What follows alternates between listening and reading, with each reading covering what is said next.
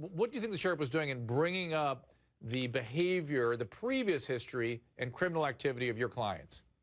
He was politicizing it. The sheriff just said it just now. He said that there's an epidemic.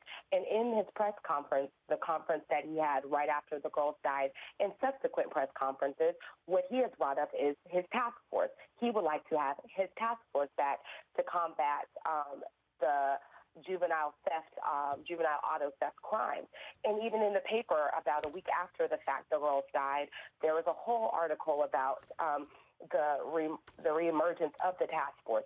So in my mind, all I can do is that he can think is that he was politicizing the issue and that he was using these girls' criminal history to take away from the fact that they did nothing to go in and save these girls.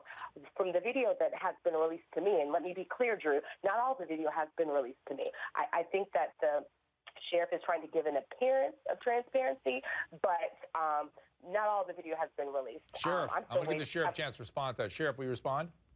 Sure. You know, all the video has been released. There is no more video. The facts speak for themselves. You know, it is a big problem. This past Friday night, we had another one, 5 kids, 13, 14, and 15-year-olds, and they were arrested in a stolen car. And in the last 18 months, between the 5 of them, Drew, they've been arrested 63 times here in Pinellas County. We have a problem, and I don't want to see one more kid die. I don't want to see these girls' death in vain. I want to change, and I want things to change, and I want the kids to change in the community to know we have a problem.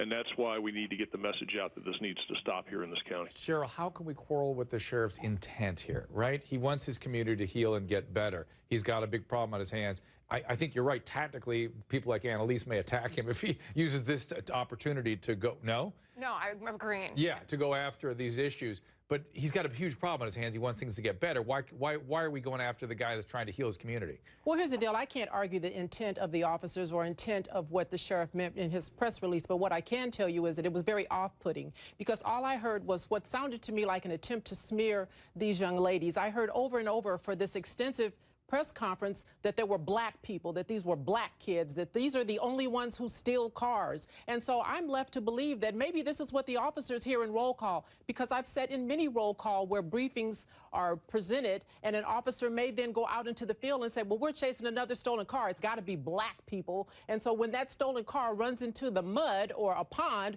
we may not do everything we can because it's black people. Randy, hold on. I'll give you a chance. But Randy, I cannot believe that our first responders, our police they're getting beat up all the time these days, are not going full speed when there's somebody's life in danger. I can't believe that doesn't happen. Go ahead, Randy. No, the police did everything that they could have done and should have done. To go further into what they were doing into that pond would have been suicide. I'll tell you what's really going on with Miss Whitfield is she's setting the stage for another frivolous lawsuit against the police who did absolutely nothing wrong.